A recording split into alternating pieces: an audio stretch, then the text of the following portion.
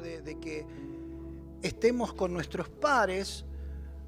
Quizás nuestros padres nos llevaron, obviamente, a un jardín de infantes y ahí empezamos a conocer a gente de la misma edad, personas que no nos importaba lo corpulento que era, lo alto, lo bajo, lo delgado. No nos importaba eso. Si nos preguntaba quiénes eran, le decíamos: son mis amigos, ¿sí? A medida que vamos transcurriendo nuestra vida, empezamos a estudiar y vamos a la primaria y ahí ya pareciera que las cosas no es para todos, ya empezamos a ver compañeros, personas que nos identificamos un poco más que con otros. Llega el secundario y ya empiezan las tribus. Nos juntamos con los que más estudian o con los más revoltosos, quizás nos encontramos con los que hablan poco, los que hablan mucho, los que de pronto se identifican con nosotros.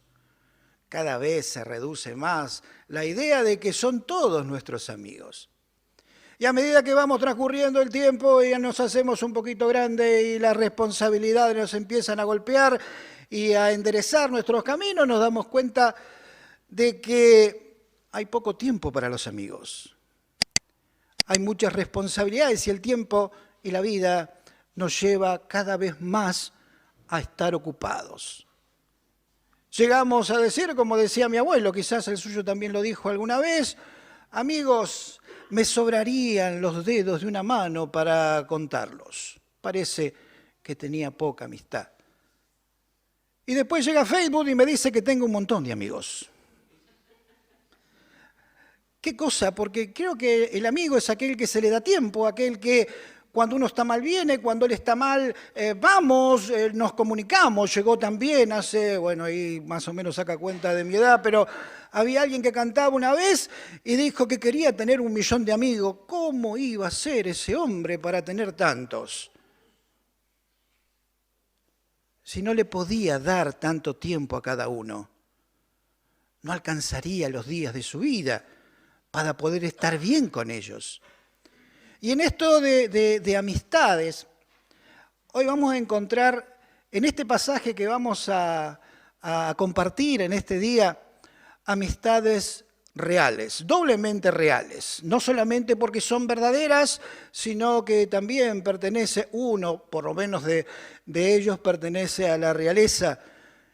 Y hablamos de esta amistad que se forjó, que habrá que tener cuidado también acerca de quienes se acercan como amigos o que dicen ser nuestros amigos. Hay mucha sabiduría en esto que vamos a leer hoy, pero quería arrancar como quizás dejó nuestro hermano el jueves pasado, donde después de David haber matado al gigante, todavía en su mano la cabeza de aquel gigante, se tuvo que ir a presentar delante del rey. Lo llevaron allí como el héroe del momento, como aquel que había hecho alguien que nada podía hacer, que nadie había tenido la valentía de hacerlo, enfrentarse al gigante y matarlo. Él no iba en nombre de él, iba en el nombre de Jehová de los ejércitos. Creo que muchos de los que estaban allí habrán escuchado este desafío.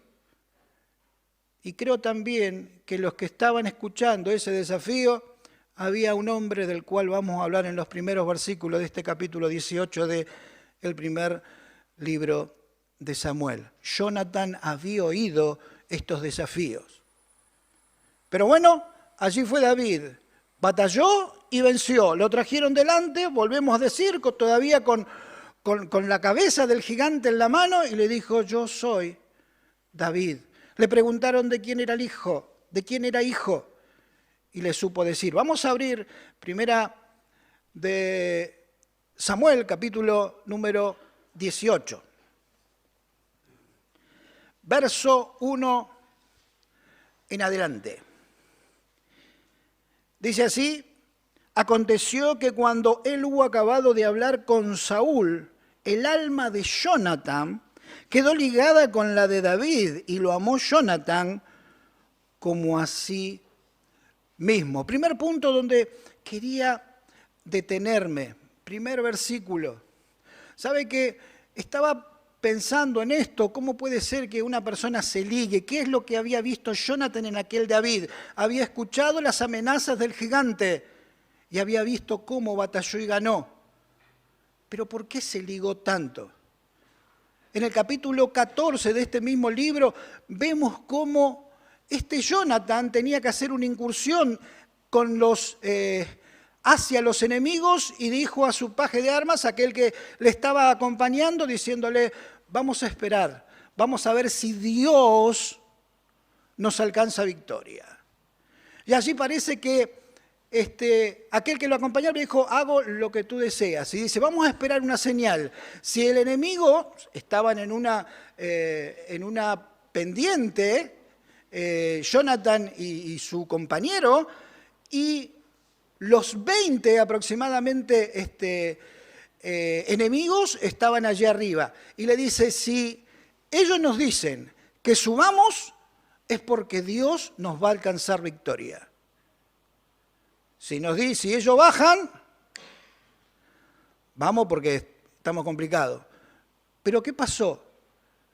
Le llegó a decir a su compañero, Dios nos alcanza victoria, sea 1 o sean 20. Esperaba en Dios. Y creo que esto fue lo que ligó a Jonathan con David. Una persona que esperaba en Dios, una persona que confiaba en Dios como él.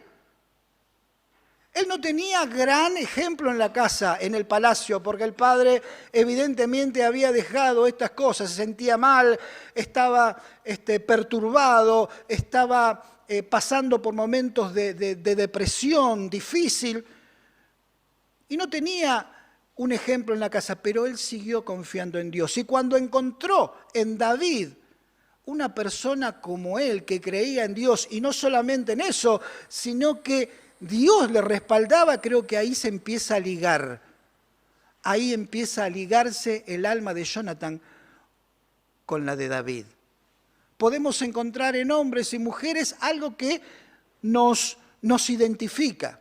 Hombres de fe, podemos estar allí aprendiendo de él y también pidiéndole a Dios que nos pueda forjar un mismo espíritu como el que tiene tantos hermanos y tantas hermanas. Allí se ligó. Primeramente, vio en él a alguien parecido, alguien que podía estar como él esperando en Dios. Y lo tenía allí, por eso se ligó. Por eso tuvo este amor para con David. Dice el verso número 2. Y Saúl le tomó aquel día y no le dejó volver a la casa de su padre. Y dice el verso número 3, e hicieron pacto Jonathan y David, porque él le amaba como a sí mismo. Y Jonathan se quitó el manto que llevaba y se lo dio a David y otras ropas suyas, hasta su espada, su arco y su talabarte. David era, acuérdese, una persona humilde, una persona que no tenía cosas como las de Jonathan. Entonces le entrega a él su ropa real, su espada, su arco, su talabarte, allí donde era como un cinturón, donde ponían la espada, y se lo daba. Quizás porque habrá visto, no puede tener, y es un verdadero guerrero, un verdadero hombre de fe que va a estar con las armas que le corresponde. Él no fue a defenderse con espada, acuérdese que solamente derribó a aquel gigante con su honda y la piedra que había agarrado de aquel arroyo. Quizás también el otro mensaje que le daba Jonathan a David, tengo armas, tengo autoridad, pero las pongo al servicio de aquel que sirve a Dios. Sigue diciendo la palabra que, y salía David, el verso número 5, a donde quiera que Saúl le enviaba y se portaba prudentemente. y lo puso Saúl sobre la gente de guerra, y era acepto a los ojos de todo el pueblo y a los ojos de los siervos de Saúl. Amado, empezaba a hacerse gigante David. Antes iba y venía, solamente era el músico de Saúl. Ahora no solamente era el músico. Ahora pasó de músico a guerrero, a valiente. Y todos los guerreros que tenía Saúl alrededor eran personas como David, eran personas como aquel que había batallado. Quizás tenía hombres que batallaron y ganaron muchas batallas. Pero ¿qué lo diferenciaba? Acuérdese por lo cual había venido David a estar con Saúl. Una de las cualidades que tenía David era que Dios estaba con él. Entonces, yo creo que lo tenía allí primeramente para, si hay bendición de Dios para aquel varón, de alguna manera me va a salpicar. A veces tenemos esta visión del asunto. Podemos estar con el mejor de los predicadores, podemos estar con los mejores eruditos en la palabra, podemos estar con hombres verdaderamente de Dios, que caminan con Dios. Pero eso no quiere decir que lo tengamos como amuleto, que cebándole mate, únicamente la bendición de ellos me va a pasar a mí. Ellos se esforzaron por tener esto de Dios, se esforzaron por querer aprender de Dios, se esforzaron porque Dios pueda alcanzarle en su palabra una visión clara, no solamente para alimentarse ellos, sino para alimentar al pueblo. Entonces Saúl toma a David como amuleto. Acuérdese que ya Saúl no lo visitaba, acuérdese que Samuel ya no lo visitaba. El representativo de Dios ya no estaba con él, ya no venía a hablar con él, ya no lo aconsejaba. Tenía que agarrar como migajas cosas de Dios. Y en este caso lo vio a David. Y entraba y salía del palacio y el pueblo lo veía. Ya no era el músico que estaba calmando tiempos de ansiedad de Saúl. Ahora ya era el guerrero, ya tenía algo sobre sus espaldas, una victoria que Dios le había alcanzado a él y que el pueblo lo había visto. Y entraba en batalla, ya estaba delante de gente, ya estaba saliendo también con los soldados y teniendo sus victorias. Dice el verso número 6. Aconteció que cuando volvían ellos, cuando David volvió de matar al filisteo, salieron las mujeres de todas las ciudades de Israel cantando y danzando para recibir al rey Saúl con panderos, con cánticos de alegría y con instrumentos de música. Y cantaban las mujeres que danzaban y decían: Saúl hirió a sus 1000 y David a sus 10,000. Y se enojó Saúl en gran manera y le desagradó ese dicho. Y dijo: a David dieron 10,000 y a mí 1000. No le falta más que el reino. Y desde aquel día Saúl no miró con buenos ojos a David. Otro punto para tomar en cuenta. Quizás esos cánticos de alabanza, aquella canción que estas mujeres, al paso de sus héroes, al paso del rey, al paso de aquel que había vencido al gigante, eran para demostrar gratitud, pero Saúl no lo vio de esa forma. Saúl empezó a mirar a David con malos ojos, dice la palabra, y empezó a tener envidia de él. ¿Cómo puede ser? ¿Cómo puede ser yo siendo el rey mate menos, por lo menos en los cánticos, mate menos que el que recién llega? Los celos muchas veces empieza a obnubilar nuestra vida, empieza a que no podamos ver la realidad de la situación. Lo que podía haber sido un cántico de alabanza terminó siendo el motivo por el cual Saúl empezó a mirar mal a David. Hablamos de amistades reales. Al principio habíamos hablado de esto que manifestó Jonathan para con David, algo real, algo genuino, algo que no había mal en ello. Pero acá vemos otro ánimo. No solamente estaba con Saúl David, sino que Saúl empezó a decir, ¿qué hago ahora con esto? ¿Qué hago con este hombre que está teniendo popularidad? ¿Qué hago con este hombre que empezó siendo mi músico y ahora es un guerrero? Y empezó a pergeñar una situación que la vamos a empezar a leer a partir de este momento. Dice el verso número 10, aconteció al otro día que un espíritu malo de parte de Dios tomó a Saúl y él desvariaba en medio de la casa. David tocaba con su mano como los otros días y tenía Saúl la lanza en la mano. Y arrojó Saúl la lanza diciendo, enclavaré a David a la pared. Pero David lo evadió 2 veces. Imagínese aquellos tiempos en los cuales tenía que soportar el ya no estar con Dios. Saúl ya no estaba con Dios, le agarraban esos momentos en los cuales lo que antes le traía tranquilidad, dice que David estaba tocando, como otros momentos, como siempre, y sin embargo, este Saúl con una lanza empezó a pergeñar en su cabeza, lo voy a clavar en la pared. Creo que debe haber tenido puntería, creo que estaba preparado Saúl y sabía manejar armas. Creo que aquel muchacho que no esperaba una agresión como esta, estaba casi indefenso. Pero veo algo particular acá. ¿Quién había puesto a David en el palacio? ¿Quién había dicho que iba a ser rey sobre Israel? ¿Quién había sido que escogió a este hombre? Fue Dios.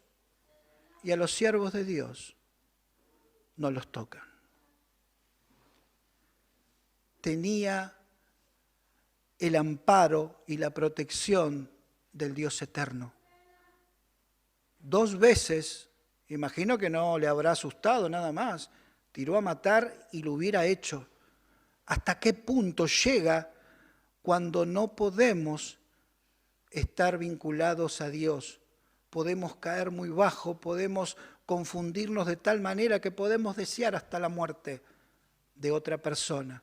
Lo que antes era una bendición ahora termina siendo un tipo de amenaza para este Saúl. Sin embargo, dice que David no guardó rencor sobre ello. Lo esquivó y bueno, se habrá retirado, confundido por esto que estaba pasando. Sigue diciendo el relato. Mas Saúl estaba temeroso de David por cuanto Jehová estaba con él y se había apartado de Saúl. Por lo cual Saúl lo alejó de sí y le hizo jefe de 1000 y salía y entraba delante del pueblo. Y David se conducía prudentemente en todos sus asuntos y Jehová estaba con él. Y viendo que Saúl se portaba tan prudentemente, tenía temor de él. Mas todo Israel y Judá amaba a David porque él salía y entraba delante de ellos. Y el verso 17 dice algo que me llamó la atención. Dice, entonces dijo Saúl a David, he aquí yo te daré Merab, mi hija mayor, por mujer, con tal de que seas hombre valiente y pelee las batallas de Jehová. Mas Saúl decía, no será mi mano contra él, sino que será contra él la mano de los filisteos. Recordemos, por ejemplo, lo que había pasado, lo que nuestro hermano había presentado el jueves pasado, donde una de las cosas que ofrecía Saúl al que venciera al gigante era la mano de su hija. Y acá se olvidó. Acá no hizo caso a lo que él había prometido. A veces pueden pasar estas situaciones. Promete aquel que no tiene a Dios, promete cosas que después hace como que se olvida. Entonces le dice otra vez, te daré a mi hija mayor. Si vas y peleas las peleas de Jehová. Empezó a pergeñar algo totalmente maléfico. No quería él matarlo ya, porque me van a echar la culpa. Este tiene popularidad en medio del pueblo. Ya sale, lo aplauden, le hacen cánticos, y si yo lo llego a matar va a venir toda esa popularidad en contra de mí.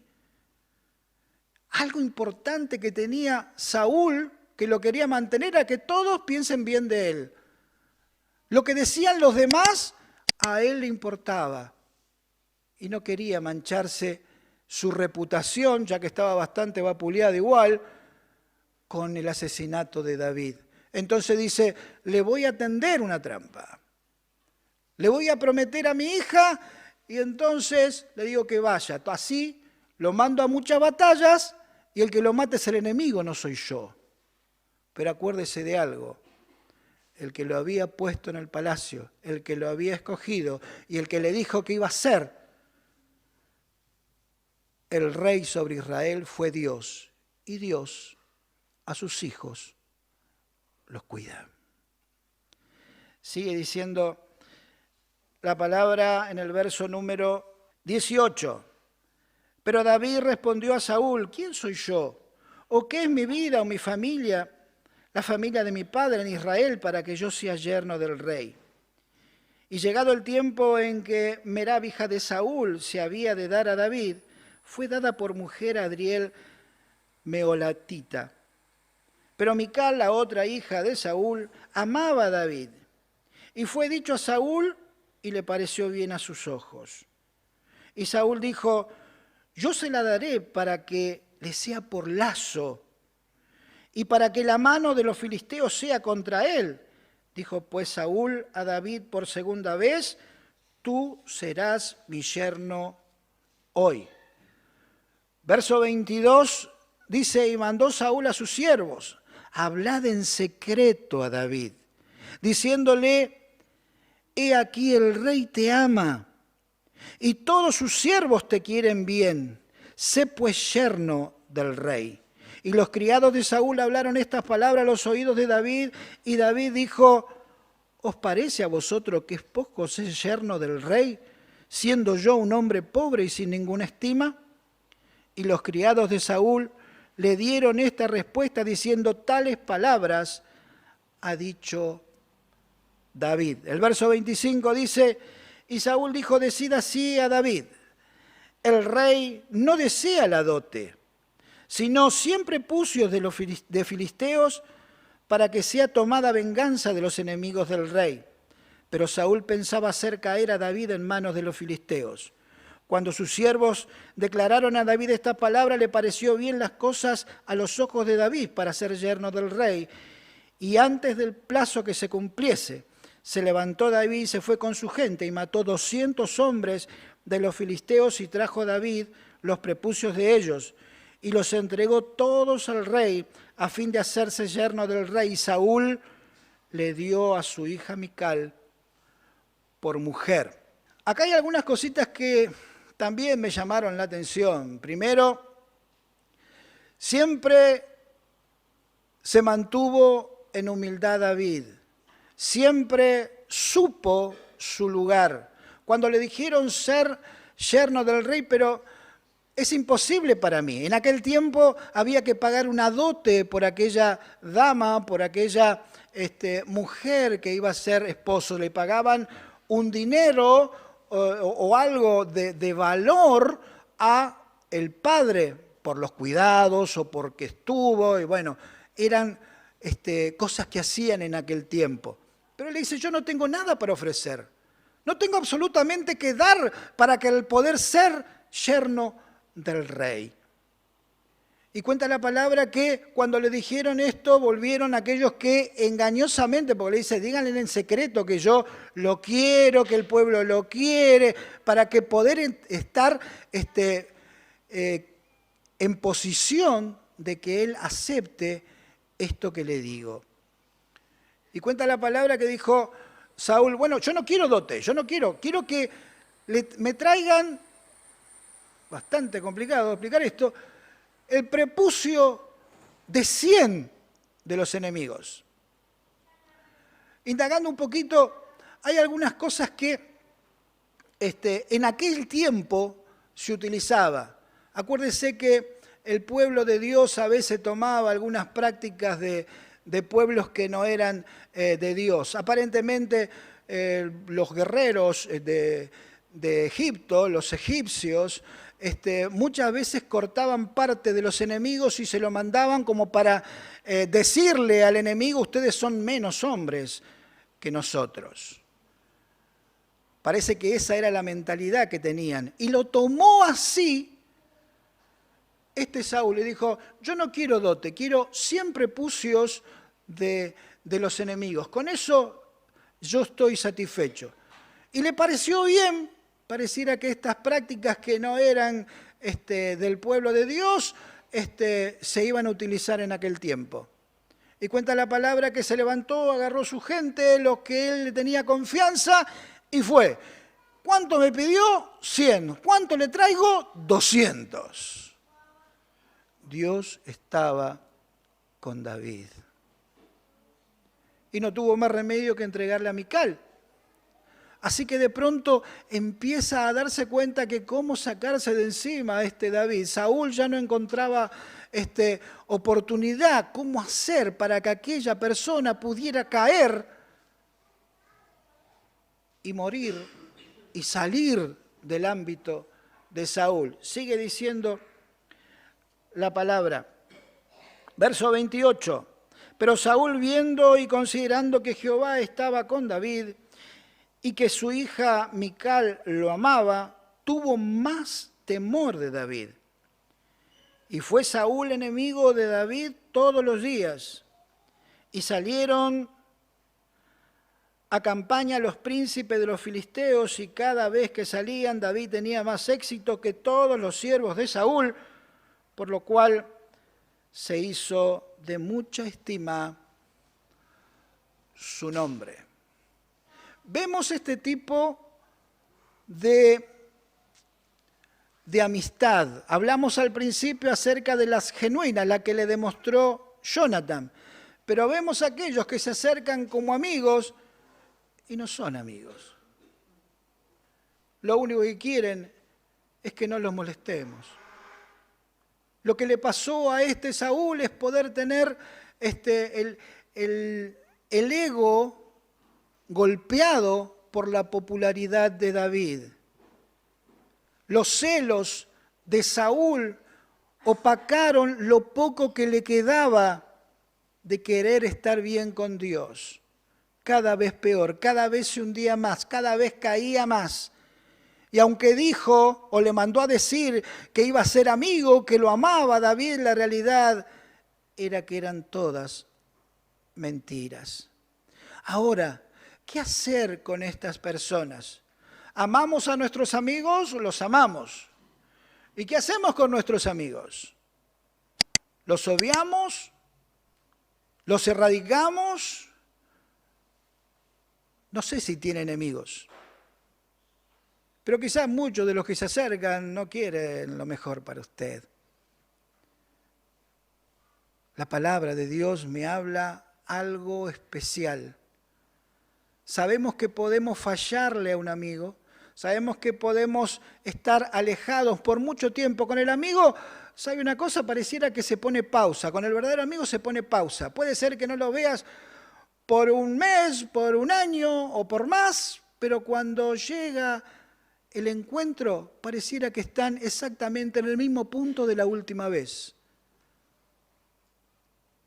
Con los otros te exigen, te sacan, quieren que esté con la cabeza en otro lado.